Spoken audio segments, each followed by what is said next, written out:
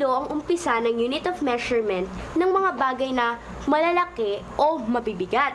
At senti o mili naman kung maliliit o magagaan. At yung mga bagay naman na hindi naman maliliit at hindi naman malalaki, meter, gram at liter ang ginagamit. Tama. Mga bata, may pagsubok ako sa inyo. Subukan nga natin kung alam na natin ang unit of measurement na ginagamit sa iba't ibang bagay.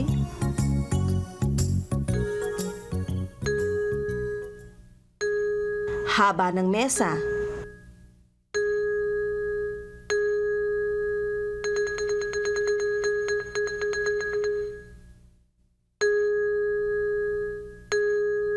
Kapal ng straw.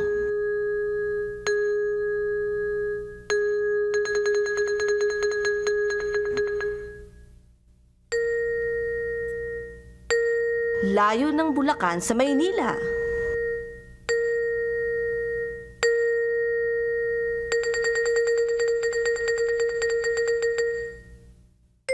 Isang sakong bigas.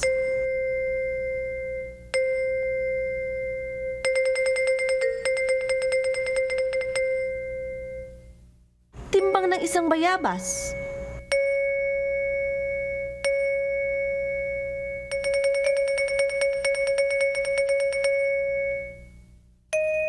Bigat ng isang kurot ng asin.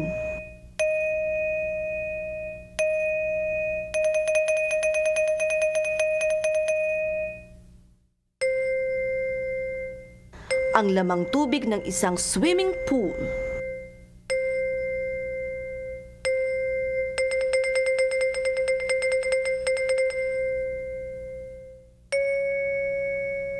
Laman ng isang sachet.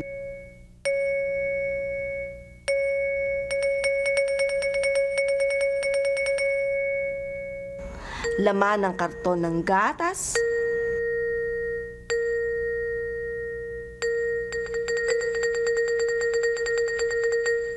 Ang dali ano?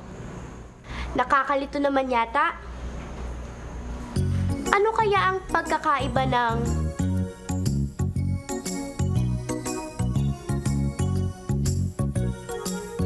meter, gram, at liter?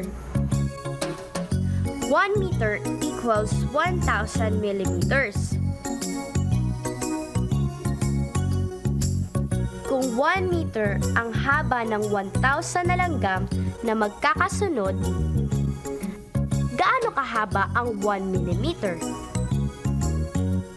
Di isang langgam,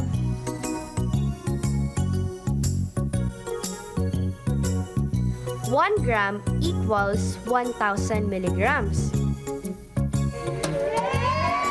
Kung 1 gram ang bigat ng 1,000 na maliliit na sesame seeds, ano ang katumbas ng 1 milligram?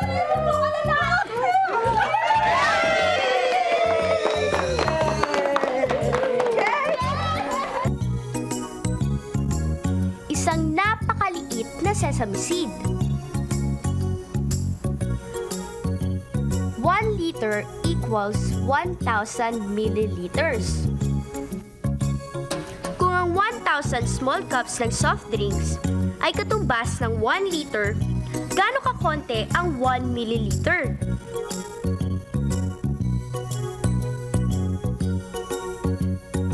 $999 1,000 milliliters! Sing konti ng isang small cup. Ang konti, ano?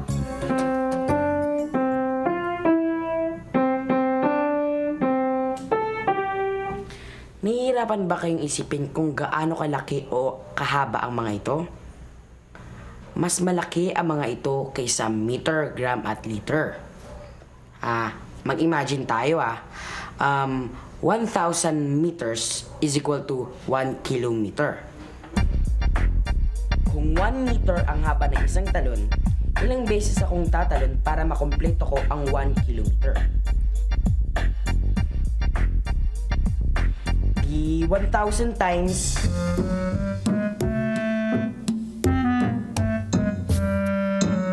Ito naman. 1,000 grams is equal to 1 kilogram. Kung 1 gram ang timbang ng isang piraso ng potato chip, ilang potato chips ang meron sa 1 kilogram? Di 1,000 potato chips, 1,000 liters is equal to 1 kiloliter. Kung 1 liter ang laman ng isang bote ng soft drink, may ilang bote ng soft drinks ang meron sa 1 kiloliter?